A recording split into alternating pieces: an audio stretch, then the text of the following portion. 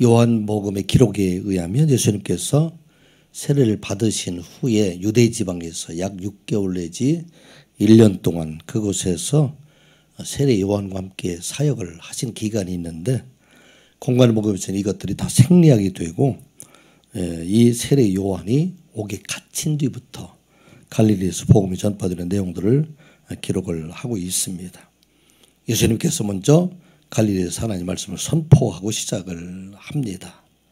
때가 찼고 하나님의 나라가 가까이 왔으니 회개하고 복음을 믿으라. 그 때라는 것은 성경에서 특별히 선지자들과 또 모세가 말한 이 땅을 구원하기 위한 메시아가 오실 그때를 말하고 있는데, 그때가 이미 와 있다.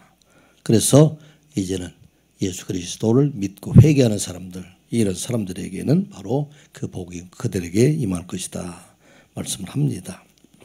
그리고 지난주의 말씀이 바로 예수님께서 첫 번째 사역으로 4명의 어부를 부르시는 그런 말씀을 기록을 하고 있습니다. 이 말씀도 세례 요한의 제자였던 요한과 안드레가 먼저 예수님을 따르게 되고, 또 안드레는 그 형 시몬을 예수님께 소개했던 그런 내용들이 요한복음에는 기록이 되어 있는데, 이런 내용들이 생략이 되고 마가 요한은 갈릴리 바다에서 4명의 어부를 부르실 때 그들을 부르시는 장면을 이렇게 오늘 기록을 지난주에 했습니다. 왜 이와 같은 말씀이 기록이 되어 있는가 자세한 말씀은 없지만, 처음에 예수님에 따르게 될 때는 그들이 이 어부와 함께 고기를 잡는 일과 함께 예수님을 따랐는데, 이제 갈릴리 바다에서 예수님께서 부르신 후에는 이제 이 어부의 생활을 정리하고 전적으로 예수님만 따르게 된 것으로 보입니다. 자, 예수님의 제자가 되는 것이 무엇일까? 지난주에 우리가 말씀을 들었지만 다시 한번 이게 복습하는 의미로 다시 한번 말씀을 나누게 됩니다. 예수님에게 제자가 되는 것은 나를 위한 어부에서 사람들의 어부가 되게 하신 것이다. 그 말씀하고 있습니다. 17절 말씀, 예수께서 이르시되 나를 따라오라, 내가 너희로 사람을 낚는 어부가 되게 하리라. 이렇게 말씀하셨는데, 이것이 보다 더 정확한 원문의 번역에 의하면 내가 너희를 만들어 주겠다, 사람들의 어부가 되게 하겠다, 그렇게 기록을 하고 있습니다. 그래서 그 뒤에 밑에 보게 되면 I will make you, 내가 너를 만들어 주겠다, to become, 되게 하려고, fishers of men, 사람들의 어부가 되게 만들어 주겠다, 그렇게 말씀하고 있습니다. 우리가 살아가는 날 동안에 어부들이 자기 가족을 위해서 어부를 그렇게 했는데, 이제 예수님께서 그걸 부르시면서 지금까지는 가족을 위해서 나를 위한 어부로 살아왔다면 이것도 너무나도 귀한 일이지만, 이제 제자가 된다는 것은 그 나를 위한 어부에서 떠나서 이제는 이 땅에 있는 많은 사람들, 특별히 이 땅에 버림받은 사람들, 사랑과 도움이 필요한 사람들, 이런 사람들의 어부가 되는 것, 이것이 바로 제자의 삶을 살아가게 하신다 하는 말씀입니다. 또 예수님의 제자가 된다는 것은 심판당할 자들을 생명의 길로 인도하는 것, 이게 바로 예수님의 제자가 된다 말씀하고 있습니다. 구약시대에 등장하는 어부와 고기에 잡는 일들은 하나님께서 죄인들을 심판하시고 하나님을 대적하는 자들을 심판하시는 그런 이미지로 사용하고 있는데, 이제 예수님께서 오심으로 이것이 변화되어서 예수님의 십자가와 부활을 통해서 복음을 완성하시고 이 복음을 듣는 자들에게 영원한 생명을 얻게 하시는 것, 이 일을 전하게 하시려고 갈릴리 바다에서 4명의 어부를 부르셨다, 그렇게 말씀하고 있습니다. 오늘 본문과 평행 구절인 누가복음에서는 예수의 말씀에 순종해서 깊은 곳에 그물을 던져, 오늘 말씀 중에 찬양에 나왔던 얘기죠. 그래서 많은 고기를 잡게 되니까 베드로가 두려워서 나를 떠나소서, 나는 죄인입니다, 그렇게 말하게 될 때 예수님께서 그들에게 말씀하셨죠. 우리 한번 같이 읽어볼까요? 시작. 예수께서 시몬에게 이르시되 무서워하지 말라, 이제 호르는 내가 사람을 취하리라 하시니. 아멘. 저기 뒤에 보면 내가 사람을 취하리라, 이 취하리라는 이야기를 원어로 보게 되면 조그레오라는 적이 되는데 이것은 산채로 잡아들이다, 생포하다 그런 뜻으로 저게 기록된 말씀입니다. 전에는 고기를 잡아 죽이는 그런 일들, 심판하는 일로 고기를 잡았다면, 어부의 생활을 했다면, 이제는 제자를 부르신 것은 산채로 그들을 잡아서 하나님께로 인도하는 것. 이게 바로 제자의 삶이라 말씀하고 있는 것입니다. 지금까지는 내가 나의 생각과 나의 말로서 많은 사람을 죽이는 자가 되었거나 또 죽어가는 자들을 방관하는 자로 그렇게 살아왔다면, 이제 그들에게 그리스도의 복음을 전함으로 이 사랑의 복음을 통해서 그들을 생명을 얻게 하는 것, 이게 바로 제자의 삶이다 말씀하고 있습니다. 이 시간 예배하는 우리 모두가 이 땅에 살아갈 동안에 사람의 생명을 살리는 자로 살아가는 저와 여러분들 되시기 바랍니다. 먼저 가족의 생명을 살려내고 내 가까운 이웃을 살려나가고 더 나아가 이 땅에는 많은 사람들의 생명을 살리는 일, 이게 바로 제자의 삶이 된다 하는 것을 말씀하고 있습니다. 예수님의 제자가 된다는 것은 우리의 삶의 1순위가 나에서, 자기중심에서 예수님으로 바뀌어가는 것, 이게 바로 제자의 삶이다 말하고 있습니다. 제자가 된다는 것은 바로 하나님 중심으로 삶이 이렇게 다시 재편되는 것, 이것을 말하고 있습니다. 18절 보면 그물을 버려두고 따르니라. 20절에 보게 되면 아버지 세대의 품꾼들과 함께 배에 버려두고 예수를 따라가니라. 우리가 잘못 생각하게 되면은 팽개치거나 또 배척하거나 이런 것으로 생각할 수가 있는데, 그런 의미가 아니라 지금까지 내가 살아왔던 삶을 그대로 두고 이제는 예수님을 위한 삶으로 살아가는 것, 이게 바로 제자의 삶이다 하는 말씀입니다. 부모나 자녀를 버리는 것이 아니라 먼저 예수님을 사랑하고 이웃을 사랑하고 더 나아가서 많은 사람을 사랑하는 그 사랑으로 내 자녀를 사랑하고 부모를 사랑하게 될 때 우리 하나님께서는 그 사랑을 통해서 더욱 고결하게 자녀를 사랑하고 부모를 사랑하게 하신다 하는 그런 말씀입니다. 오늘 우리가 이 말씀을 들고 전에는 우리가 나 자신을 위한 것을 1순위로 두었다면 먼저 하나님을 위한 삶을 가장 먼저 두고 그 다음으로 가족과 형제였다면 그 생각을 이제는 세상에 있는 많은 사람들을 먼저 생각하는 자가 되고 그 다음에 나보다도 가정을 위해서, 그리고 맨 마지막에 나는 희생하는 자로 살아가게 될 때, 이게 바로 제자의 삶을 살아가게 하신다 하는 말씀입니다. 이 시간 예배하는 우리 모두가 이 제자의 삶이 참으로 어렵고 힘들지만 그러나 제자의 삶을 살아감으로 우리 하나님께서 기뻐하시는 자로 살아가는 저와 여러분들 되시기 바랍니다. 오늘 본문의 말씀은 예수님께서 이제 제자를 택하신 후에 갈릴리 회당, 특별히 가버나움의 회당에 들어가셔서 하나님 말씀을 선포하시고 또 하나님을 대적하는 수기신을 쫓아내시는 그런 장면을 기록하고 있습니다. 이 말씀을 통해서 우리에게 주시는 것은 예수님의 말씀은 죽은 자들을 살리시고 영원한 생명을 주시는 권위 있는 말씀이다 하는 것을 깨닫게 됩니다. 그러므로 우리는 그 말씀 안에서 영원한 생명을 얻은 자, 생명을 살리는 자로 살아가라 말씀하고 있습니다. 서기관과 바리새인들이 가리키는 것은 그들이 복을 얻기 위해서 또 하나님 나라에 가기 위해서는 많은 율법과 그리고 계명들을 지켜야 된다. 그렇게 가르쳤다면 예수님께서는 바로 예수님 자신이 복이 되시고 복음이 되시고 생명이 되시는 분이시다. 그래서 예수님을 믿는 자가 바로 생명을 가진 자가 된다 하는 것을 말씀하고 있습니다. 계명을 지키고 율법을 지키는 자가 생명을 가지는 자가 아니라 오직 생명 되시고 복음 되시는 예수 그리스도를 믿는 사람들, 그 사람들이 구원을 받게 된다 하는 것을 말씀하고 있습니다. 이 시간 예배하는 우리 모두가 우리가 잘해서 계명을 잘 지켜서 율법을 잘 지켜서 구원받은 자가 아니라 오직 생명 되시고 구원 되시는 예수 그리스도를 믿음으로 구원받은 자 되었음을 믿는 여러분들 되시기 바랍니다. 그 내용들이 지금 기록이 되어 있는 것이 바로 21절, 22절에 있는 말씀입니다. 우리 같이 한번 읽어보겠습니다. 그들이 가버나움에 들어가니라. 예수께서 곧 안식일에 회당에 들어가 가르치심에 무엇 사람이 그의 교훈에 놀라니 이는 그가 가르치시는 것이 권위 있는 자와 같고 서기관들과 같지 아니함이러라. 아멘. 제자가 되면 공부하러 가야 되는데 공부하러 간 것이 아니라 이들은 지금 어디로 가고 있습니까? 4명의 제자가 지금 가버나움으로 그곳에 가셨다 하는 것을 말하고 있어요.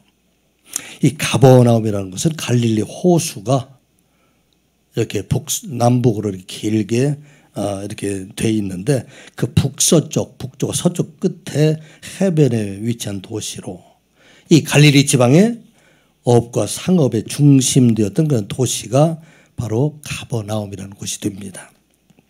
이곳에는 그 당시에 국제 교통로였던 비아 마리스라는 그런 교통로가 지나갔던 곳이 되었기 때문에 무역과 또 여행자들이 많이 지나갔던 곳이 바로 가버나움이 됩니다.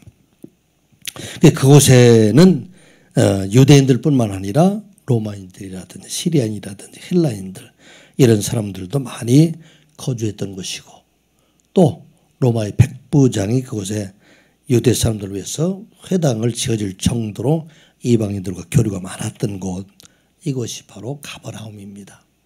우리가 그 안에는 세관들이 있는 걸 보게 되면은 로마의 통치 기반이었던 도시가 바로 가버나움이 됩니다. 예수님께서 사시기는 이곳에서 한 3, 40km 떨어져 있던 나사렛이라는 동네에서 살으셨는데 이제 이 사역을 시작하시면서 나사렛에서 가버나움으로 옮겨서 그곳의 말씀을 전하시게 됩니다. 첫 번째 말씀을 전하시는 것이 바로 그곳에 회당에 들어가셔서 말씀을 전하셨다. 그렇게 말하고 있습니다. 누가복음에서는 갈릴리에서 첫 번째 말씀을 전하는 것은 예수님께서 자라나셨던 나사렛이라는 곳의 회당에서 말씀을 전하신 것으로 이렇게 기록이 되어 있는데 마가복음에서는 나사렛이 아닌 가버나움 회당에서 말씀을 가르쳤다. 그렇게 기록을 하고 있습니다. 이 두 복음서에서 왜 차이가 있을까?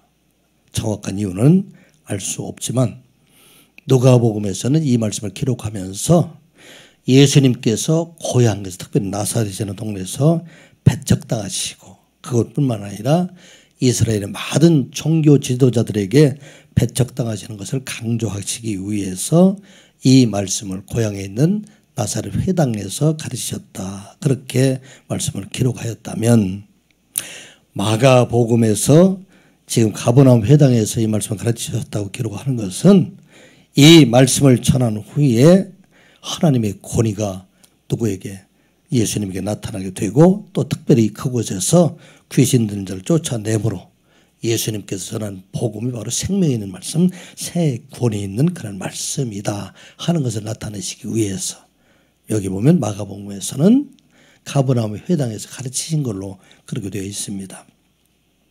이 회당에서 말씀을 가르칠 수 있는 사람들은 회당장이나 또는 서기관이나 랍비, 율법이나 예언서에 능통한 사람 혹은 회당장이 초청한 사람들 이런 사람들이 회당에서 말씀을 가르칠 수가 있었습니다. 예수님은 사실은 그중에 누구에도 해당이 안 되죠. 서기관도 아니고 랍비라는 것은 반드시 그의 위에는 더 좋은 랍비들의 제자로 있을 때가 바로 랍비가 될 수 있는데 예수님이 위에 있는 예수님의 랍비는 없었기 때문에 랍비도 될 수가 없기 때문에 그래서 그곳에 말씀을 가질 수 있는 그런 상황들은 아닌데 그런데 이 당시에 예수님께서 사역을 시작하시면서 이미 갈릴리나 유대 지방에서 예수님께서 행하시는 많은 기적과 말씀으로 많은 사람들이 따르고 있었기 때문에 그곳에서 말씀을 전하였을 것이다. 그렇게 우리가 생각을 할 수가 있습니다. 자, 이 마가복음에서 예수님께서 가르치신 말씀 그 내용은 어떤 말씀인가 이거에 대한 것은 정확하게 기록은 되어 있지 않지만 누가복음에서 기록할 때에는 나사렛 회당에서 예수님께서 처음 가르치는 말씀이 누가복음 4장 18절 19절에 이렇게 기록이 되어 있습니다. 우리 한번 같이 읽어볼까요? 시작. 주의 성령이 내게 임하셨으니 이는 가난한 자에게 복음을 전하게 하시려고 내게 기름을 부으시고 나를 보내사 포로된 자에게 자유를, 눈먼 자에게 다시 보게 함을 전파하며 눌린 자를 자유롭게 하고 주의 은혜의 해를 전파하게 하려 하심이라 하였더라. 아멘. 예수님께서는 구약의 신약이라고 하는 성경이 바로 이사야 성경입니다. 이사야서에는 이스라엘의 구원과 함께 온 세상을 구원하실 메시아된 예수 그리스도께서 세상에 오시게 되고 그분이 세상의 모든 죄를 다 담당하시게 될 것이다 하는 그런 말씀들이 기록이 되어 있는데, 바로 이 말씀을 이루실 분이 오시겠다는 말씀이 이사야서 61장 1절과 2절에 기록이 되어 있는데, 예수님께서 이 말씀을 선포하시면서 여기에 주의 성령이 내게 임하셨으니 바로 구약에서 말하고 있는 메시아가 나이다 하는 것을 그들에게 나타내시는 말씀, 이 말씀이 바로 이 말씀, 누가복음 4장 18절부터 19절 말씀입니다. 그리고 저기에 보면 가난한 자에게 복음을 전하게 하시려고 이렇게 되어 있는데, 이게 바로 이사야서에서는 복음 대신에 아름다운 소식으로 그렇게 되어 있어요. 예수님께서는 그 아름다운 소식이 바로 복음이 되고, 이 복음을 전하시는 분이 바로 메시아 되신 예수 그리스도이시다. 이 말씀이 바로 회당에 서 있는 이 말씀을 선포하는 이 순간 이 말씀이 성취가 되어 있다. 그래서 말하고 있어요. 여러분들 이 시간 이 자리에 예수님이 나와서 말씀을 선포하면 얼마나 놀라울까, 얼마나 장엄한 순간이 될까요? 바로 그 현장이에요. 예수님의 갈릴리 가버나움에서 하나님 되신 예수님께서 이 말씀을 그들에게 선포하고, 이제 온 세상 가난한 자들에게, 눈먼 자들에게, 포로된 자들에게 자유를 주기 위해서 내가 이 땅에 왔다 하는 것을 그들에게 말씀을 선포할 때 그곳에 하나님의 영광이 나타나고 하나님 큰 권위가 나타나 있다. 이것을 모든 사람들이 지금 그것을 갖게 되었다, 깨닫게 되었다 하는 것을 말하고 있습니다. 특별히 여기에 보면은 그가 권위를 가지고 있다 하는 그 권위라는 것은 엑수시아는 원문을 보게 되면 이것은 특권을 가지고 있거나 다수를 통치하는 힘과 능력을 가지고 있는 것을 말하고 있습니다. 그래서 고난을 당하고 있는 사람들에게 참 자유와 구원을 줄 수 있는 사람들, 죽어가는 사람들에게 생명을 줄 수 있는 그런 능력을 가진 분, 그분이 바로 예수 그리스도이시다 하는 것을 말씀하고 있습니다. 예수님께서 그곳에 바로 서셔서 구원과 생명 되신 예수님께서 바로 이 권위로 말씀을 선포하는 그런 내용을 말하고 있습니다. 서기관과 바리새인들이 가리키는 것과 얼마나 다른가 우리 생각을 해봅시다. 서기관과 바리새인들이 가르치는 그는 구원의 길과 또 하나님 백성이 되기 위해서는 그것은 무엇을 가리키고 있어요? 율법을 지켜야 된다, 계명을 지켜야 된다, 정결법을 지켜야 된다. 이것이 바로 그들이 가지고 있는 구원의 길과 또 하나님 백성들이 되는 그런 길들이 됩니다.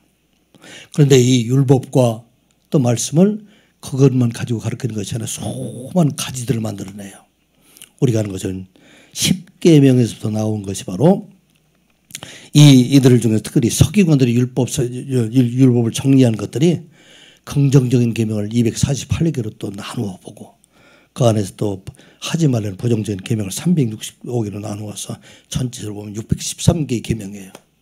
처음에는 10개만 지키면 됐는데 이제 갑자기 몇 개로 613개로 늘어났어요. 그러니 이게 얼마나 우리들에게 부담이 올까. 근데 그것으로 끝나질 않았어요. 미시인이나 이런 여러 가지 오경의 가르침을 보게 되면은 안식일을 기억하여 거룩하게 지키라 하는 그 계명 하나 가지고 39가지 세칙을 만들어냈어요. 그것을 끝나는 것이 아니라 그것에서 또 수많은 수백 가지 가지를 만들어 가지고 이렇게 해서 이것을 지켜야 구원을 받고 또 이것을 지켜야 하나님 백성들로 살아갈 수 있다. 그렇게 가르치고 있었기 때문에 사실은 세상에 누구도 자기의 행위로는 구원을 받을 수가 없도록 그렇게 만들어 놓은 것이 바로 이 서기관과 바리새인들의 가르침이 된다. 그래서 이들의 가르침에 대해서 예수님께서 책망하실 때 그렇게 말씀하셨어요. 마태복음 23장 2절 4절의 말씀을 보면 서기관들과 바리새인들이 모세의 자리에 앉았으니 그러므로 그 무엇이든지 그들이 말하는 바는 행하고 지키되 그들이 하는 행위는 본받지 말라. 그들은 말만 하고 행하지 아니하며. 4절 말씀을 같이 한번 읽어보겠습니다. 시작. 또 무거운 짐을 묶고 사람의 어깨에 지우되 자기는 이것을 한 손가락으로도 움직이지 아니하려 하며. 왜 그랬을까요? 바리새인과 서기관들은 너무나 많이 만들어 놓고 또 이것을 자기는 지킬 수 있는 능력이 없다는 것을 스스로 알기 때문에 그것을 지키지 못하고 있었는데 백성들에게는 이 많은 것으로 이것을 지키라고 말하고 있기 때문에 그래서 그들의 서기관과 바리새인들이 가르치는 일들로 인해서 오히려 더 많은 무거운 짐들만 지게 되었다. 그런데 예수님께서 말씀을 전하는 것은 바로 생명과 그들이 원하는 구원이 누구예요? 예수 그리스도가 생명이 되시고 예수 그리스도가 구원이 되시기 때문에 그래서 이 세상의 어떤 율법을 지킴으로 구원을 받을 수 있는 것이 아니라 오직 예수 그리스도를 믿는 사람만 구원을 받는다. 그렇기 때문에 그 말씀에 권위가 있다 하는 것을 말씀하고 있습니다. 이 말씀을 우리가 너무나 잘 아는 말씀이죠. 우리 예수님께서는 죽은 자들을 살리시고 또 그 살리는 현장에서 예수 그리스도를 믿는 사람들에게는 영원한 생명을 그들에게 주시겠다 말씀하셨습니다. 요한복음 11장에 죽은 나사로를 살리시는 예수님의 표적에 대해서 기록이 되어 있어요. 예수님께서 수전절에 예루살렘에 올라가셨다가 그곳에 있는 유대인들의 대적해서 예수님을 돌로 치려하자 예수님 그것을 피해서 세례를 받으셨던 요단강 저편 베레오에 잠깐 가 계실 때 베다니에 살던 나사로가 병들어 죽게 됩니다. 나사로의 누이 동생이었던 마르다와 마리아가 사람문에서 고쳐줄 것을 청하게 되지요. 그런데 예수님께서는 그곳에서 그 말을 듣고도 이틀 동안은 더 계셨어요. 돌아와 보니까 죽은 나사로가 죽은 지가 이미 나흘이 되었어요. 왜 나흘을 기다리셨을까요? 이 당시에 유대인들이 생각할 때에 사람이 죽어서 나흘이 되면 더 이상 살아날 수가 없다. 그 영혼도 떠나가게 됐기 때문에 그래서 완전히 죽었다고 생각하는 그때에 예수님께서 오셔서 마르다에게 내 오라비가 살아나리라 말씀합니다. 마르다가 이제 자기 오라비에 대한 소망이 끊어지고 나중에 부활할 때 마지막 날에 내 오라비가 살아날 줄을 나도 믿습니다. 그렇게 예수님께서 친히 말씀하셨죠. 자, 우리가 25절, 26절 잘하는 말씀이지만 다시 한번 읽어보겠습니다. 시작. 예수께서 이르시되 나는 부활이요 생명이니 나는 믿는 자는 죽어도 살겠고 무릇 살아서 나를 믿는 자는 영원히 죽지 아니하리니 이것을 내가 믿느냐. 아멘. I am the resurrection. 내가 곧 누구예요? 부활이다. 그리고 내가 생명이기 때문에 누구든지 나를 믿는 사람, 그 사람은 죽었을지라도 살아나가겠고 살아서 나를 믿는 사람들은 영원히 죽지 않는다. 죽은 나사로가 이미 죽은 지 나흘이 되어서 냄새가 나고 더 이상 살아날 것 같지 않지만 그런데 예수 그리스도를 믿는 사람, 그 사람을 살리시는 분, 그분이 바로 예수 그리스도이시다 하는 것을 그들에게 보여주고 그리고 나를 믿는 사람들, 이 믿는 사람들에게는 영원히 죽지 않게 하시겠다. 죽지 않은 자로 살아가게 하시겠다 하는 것을 말씀하고 있습니다. 이 말씀을 선포하시는 예수님의 그런 모습을 우리가 상상해 보십시오. 하나님께서 사람이 되셔서 나는 부활이요 생명이니 이게 사람의 소리가 아니라 하나님 되신 예수 그리스도께서 말씀하시는 거예요. 그렇기 때문에 나를 믿는 자들은 죽어도 살겠고 살아서 믿는 사람은 영원히 죽지 아니하리라 하는 것을 말씀하고 있습니다. 이 시간 예배하는 우리 모두가 생명 되시고 부활 되시는 예수 그리스도를 믿음으로 영원한 생명을 가진 자 되었음을 믿는 여러분들 되시기 바랍니다. 그리고 그 믿음을 가지고 승리하는 자로 살아갈 것을 말씀합니다.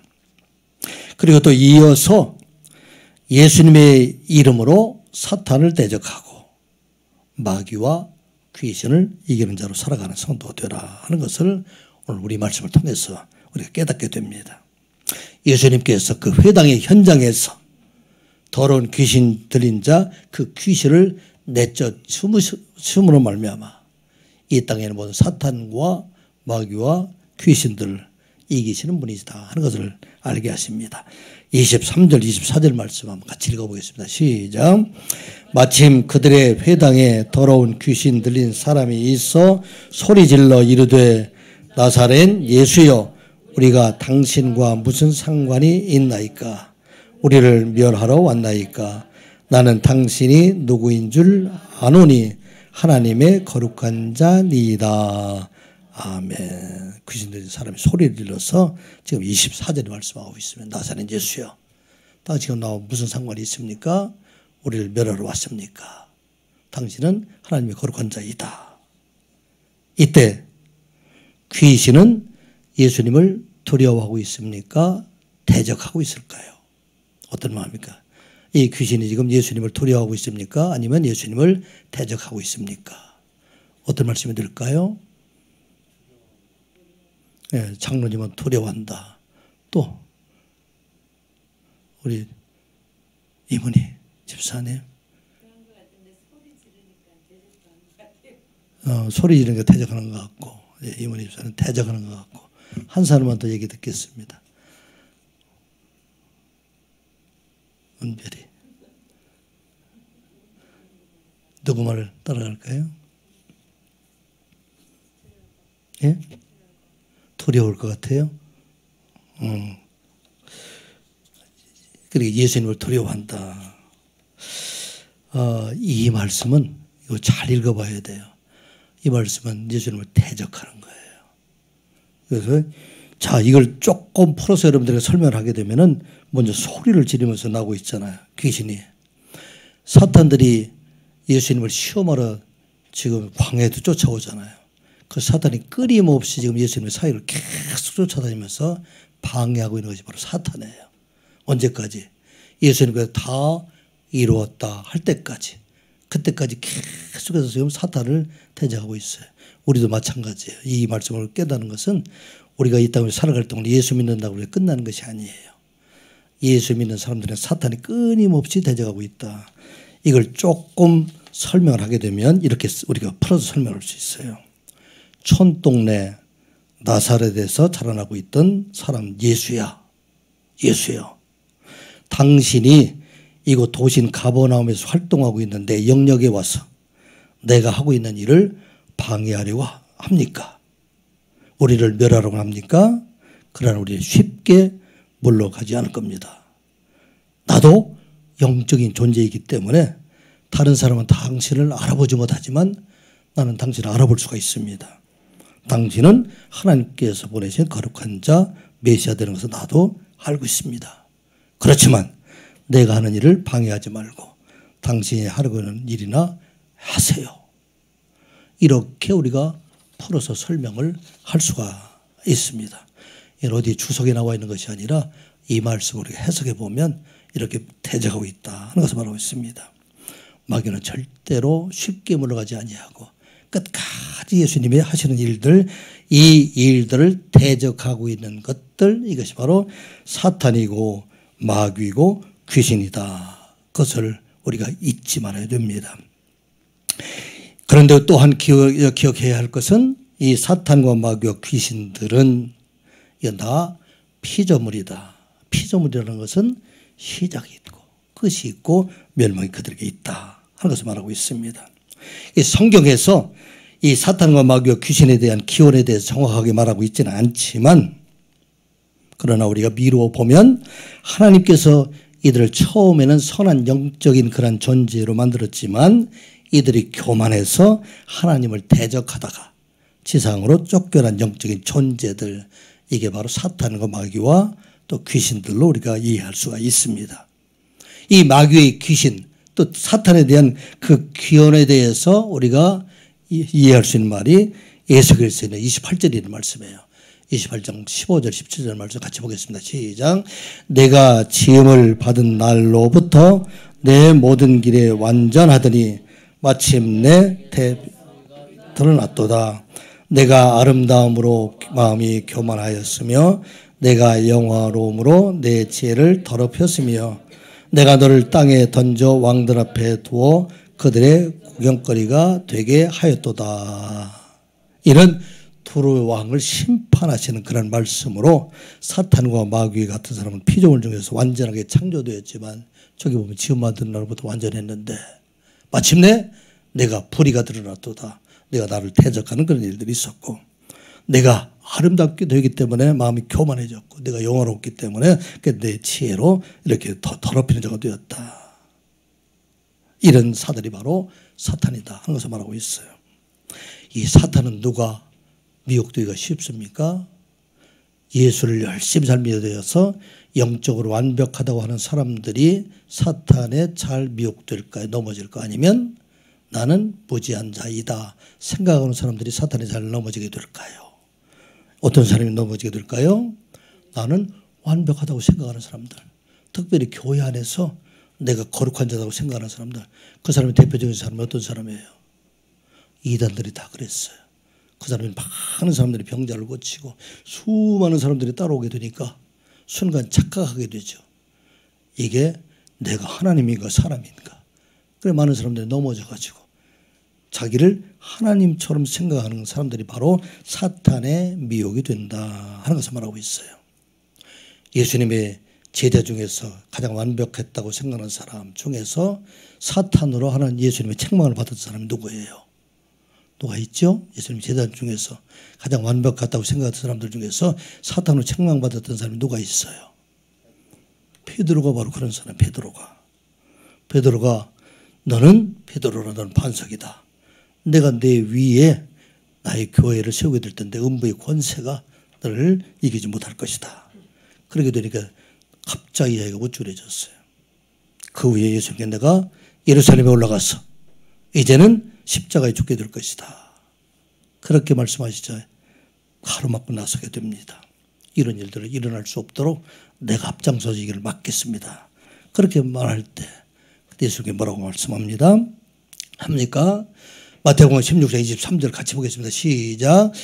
예수께서 돌이키시며 베드로에게 이르시되 사탄아 내 뒤로 물러가라. 너는 나를 넘어지게 하는 자로다. 내가 하나님의 일을 생각하지 아니하고 도리어 사람의 일을 생각하는도다 하시고. 무서운 말씀이에요. 여러분들 사탄 될 수 있어요? 없어요? 여러분들 사탄 될 수 있어요? 없어요? 사탄이 될 수 있어요. 사탄이 된다는 얘기는 사탄의 지배를 받는 사람이 바로 사탄이 된다는 얘기예요. 마귀도 될 수 있어요. 그리고 귀신에 인정하고 귀신에 끌려다니는 사람들도 될 수가 있다 하는 것을 말하고 있습니다. 어떤 사람? 이 사람들은 바로 교만한 자이다. 사탄이라는 것이 히브리어에서는 사탄 이렇게 돼요. 사탄과 동일한 말이에요. 그래서 헬라어에서는 사탄이라는 것을 번역해서 사타나스 이렇게 번역을 하고 있는데 이것은 대적자라는 뜻이에요. 선하신 하나님의 대적하는 자의 두목이라 하는 그런 뜻이고 악한 영들의 우두머리다 그렇게 말하고 있습니다. 이것은 창세기에서 말하고 있는 뱀이나 또 요한계시록 12장에서 말하고 있는 붉은 용과 같은 것들 이게 바로 사탄이다.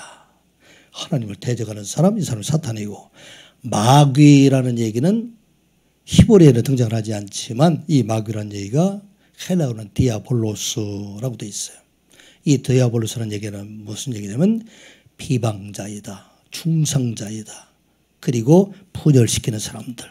그러니까 모든 싸움의 그 근을 보게 되면은 찬순간 자기도 모르는 사이에 그들이 마귀의 하수인들이 될 수 있다. 하면서 말하고 있습니다. 이 귀신이라는 얘기는 히브리에서는 쇠드라고 기록되어 있고 우리가 헬라에서는 다이모니온이라든지 또 이 푸뉴마라고 되어 있는 것은 이 영적인데 이 영적인 그런 존재이다. 그렇게 말하고 있고 특별히 파괴제이다. 그런 아볼론이라는 그런 말로 쓰이게 됩니다. 그래서 우리가 더러운 사람이 된다든지 이런 것들 보게 되면은 이와 같은 이 귀신들의 미혹돼서 넘어지게 된다. 하는 말하고 있습니다. 바로 이 귀신을 누가 쫓아내는? 예수님께서 그들을 쫓아내시는 말씀이 바로 25절부터 26절에 있는 말씀이죠. 같이 한번 읽어보겠습니다. 시작. 예수께서 꾸짖어 이르시되 잠잠하고 그 사람에게서 나오라 하시니 더러운 귀신이 그 사람에게 경련을 일으키고 큰 소리를 지르며 나오는지라. 아멘. 예수님께서 꾸짖어서 잠잠하라. Be quiet. 여기 보면 에페티메센이라고 되어 있는데 질책하다 그런 의미가 되고 혼을 내다, 엄히 꾸짖다, 판결에서 쫓아내다 하는 그런 의미가 됩니다. 이 귀신을 누가? 예수 그리스도가 그에게 명하시고 그 예수 그리스도에 의해서 이 귀신이 그곳 사람에게서 나오게 되었다 하는 것을 말하고 있습니다. 그래서 이 말씀을 듣고 그곳에 있는 많은 사람들, 그동안 예수님께서 전하신 말씀으로 크게 놀랐는데 이제는 귀신을 쫓아내는 것으로 보고 더 크게 놀라게 되었다 하는 것을 말하고 있습니다. 그 당시 유대인들의 사회에서는 메시아가 오게 되면은 이 세상의 악한 영들을 멸망시킬 것이다 하는 그런 생각과 사상들이 많이 퍼져 있는데 그들이 생각할 때 이분이 귀신을 내쫓고 또 악한 영들을 쫓아내고 말씀에 고리가 있는 것을 보고 이분이 메시아가 아닌가 그렇게 생각하게 됩니다. 그래서 27절과 28절의 말씀이 그렇게 기록이 되어 있죠. 같이 읽어보겠습니다. 시작. 다 놀라 서로 물어 이르되 이는 어쩌미냐 권위 있는 새 교훈이로다 더러운 귀신들에게 명한즉 순종하는도다 하더라. 예수의 소문이 곧 온 갈릴리 사방에 퍼지더라. 아멘. 이 놀라운 현장을 보고서 이제는 말씀하시기를 권위 있는 새 교훈이다. 지금까지 바리새인들과 들었던 얘기는 전혀 다르다. 제사장에게 들었던 이야기는 전혀 다르다. 그들의 말을 들으면 들을수록 우리가 더 정결한 사람, 깨끗한 사람들이 아니라 큰 짐으로 눌려 있었는데 이제 예수 그리스도, 이 예수 그리스도에 의해서 그들이 이제는 뭔가는 능력이 있는 그분의 모습을 보고 이게 권위 있는 새 교훈이다. 그런 말하고 있습니다. 우리가 기억해야 할 것은 지금 이 세상은 우리의 눈에 보이지 않지만 악한 사탄에 의해서 지배되는 세상에 우리가 살아가고 있다 하는 것을 한순간도 우리가 잊지 말아야 합니다. 왜 그럴까요? 그 시작은 에덴 동산에서 뱀이 여자를 미혹하고 그 미혹된 여자가 또 남자를 미혹하고 그래서 하나님께서 하나님의 태자가 금하신 그런 나무 열매를 먹음으로 죄와 사망이 지배하는 그런 세상이 되었어요. 그런데 또한 우리가 잊지 말아야 될 것은 하나님께서는 이 모든 사탄을 진멸하시는 분이시다. 이 사탄을 이기신 분이시다 하는 것도 우리가 또한 잊지 말아야 합니다. 그 말씀이 바로 요한계시록에 기록되어 있는 말씀이에요. 요한계시록 12장 7절부터 9절까지 있는 말씀, 그 말씀을 같이 보겠습니다.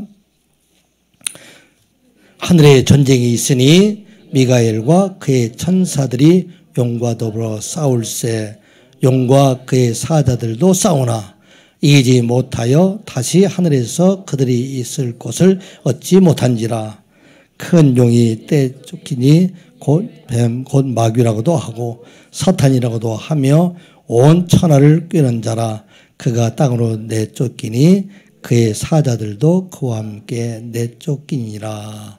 아멘. 하늘의 전쟁이 어떤 전쟁이었었냐면 예수님께서 세상에 오셔서 구원하는 그 사역을 용이 막기 위해서 큰 전쟁이 일어나게 되는데 이 하늘 전쟁, 예수님께서 세상에 오시를 막기 위한 그 전쟁에서 하나님이 보내신 미가엘 천사에 의해서 이 전쟁에서 이기게 되었다 하는 것을 말하고 있습니다.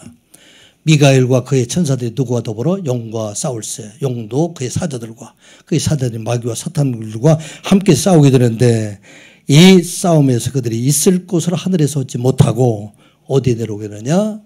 땅에 내려오게 되었다. 그 땅에 내려온 것이 바로 큰 용이고 뱀이고 마귀고 사탄이다 하는 것을 말하고 있습니다.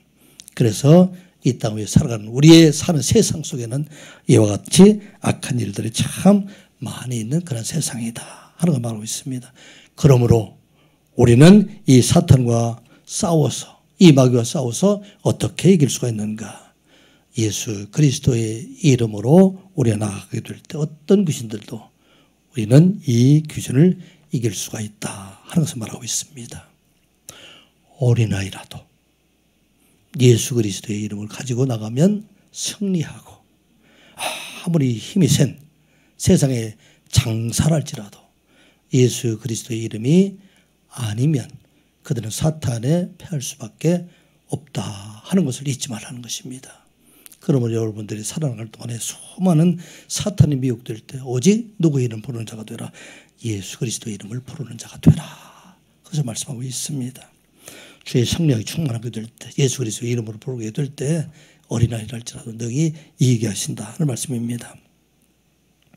저는 초등학교 3학년 10살 때부터 시골에서 주일학교를 다녔어요.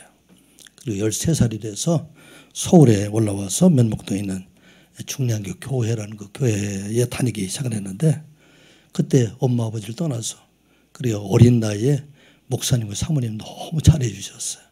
그래 주일날만 되면 그때만 되면 먹고 싶은 거 마음껏 먹고, 또 어떻게 보면 가장 행복한 그런 삶을 살아가고 있었는데, 제가 중학교 3학년 때 그때 16살쯤 되죠. 요즘 나이로 15살이 되는데 교회 몇몇 장로님들과 권사님들이 교회를 건축하였지만 교회를 크게 부흥시키지 못한다는 그런 이유로 그 목사님을 쫓아내고 다른 목사님을 이렇게 모시려고 이렇게 서로 어떻게 보면 숨어서 의논을 하고 있었던 그런 때입니다. 그때 제가 학생회에서 설교 발표회라는 그러한 주제를 가지고 저녁 예배 시간에 모든 성도들이 다 모이는 곳에 가서 설교를 할 수 있는 그런 시간을 주어졌어요. 제가 중학교 3학년 때 그곳에 가서 하나님 말씀을 이렇게 설교를 전할 때 그때 무슨 말씀을 전했는지 잘 모르겠어요. 그런데 기억되는 것은 하나님의 종인이라는 목사님을 대적해서 정당한 사유 없이 이렇게 쫓아내는 일들, 이것은 결코 하나님께서 원하시는 일이 아니다. 우리는 하나님께서 원하시는 일들은 어떻게 해서든 모든 사람들이 화합해서 하나님 교회를 세워가는 것, 이게 바로 하나님의 뜻이다. 그렇게 말씀을 전했던 것 같아요. 그런데 그 순간 뒤에 있던 권사님들 중에서 특별히 목사님을 대적했던 그분들의 눈에서 두 눈빛에서 파란 레이저 광선 같은 것들이 쫙 이렇게 저를 향해서 지금도 귀에 눈에 좀 선해요. 그런 레이저 광선이 쫙 비춰오는 그런 모습을 보고, 그래도 끝까지 담대하게 말씀을 전하고 내려왔던 것을 보게 됩니다. 이 사탄은 바로 하나님의 전쟁, 하늘의 전쟁에 패한 자로 어린아이들이라 할지라도 예수 그리스도의 이름을 나가게 되면 능히 이길 수 있다 하는 것을 우리가 잊지 말아야 됩니다. 시편 8편 2절 말씀을 같이 보겠습니다. 시작. 두의 대적으로 말미암아 어린아이들과 전명기들의 입으로 권능을 세우시며 이는 원수들과 보복자들을 잠잠하게 하려 하심이니라. 아멘. 두의 대적으로 말미암아, 예수 어린아이들도 이 입의 말씀, 권세 있는 말씀으로 모든 원수와 보복자들을 잠잠할 수 있는 것이 바로 말씀이다 말하고 있습니다. 이 말씀을 준비하면서 우리가 영의 눈이 열렸다면 온 세상이 사탄으로 가득 찬 그런 세상에 살아가고 있지 않나 하는 생각을 가지게 됩니다. 한순간이라도 우리가 말씀을 잊어버리고 한순간이라도 예수 그리스도의 이름을 잊어버리게 되면 모든 사람들이 이 사탄에 미혹되어서 넘어질 수밖에 없는 그런 세상 가운데 우리가 살아가고 있지 않나 하는 생각을 가지게 됩니다.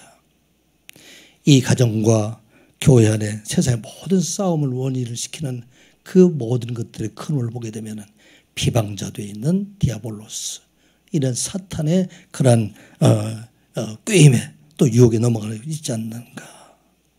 이 세상에 하나님을 대적하고 있는 모든 것들, 이것은 바로 사탄의 영향 안에 있지 않는가.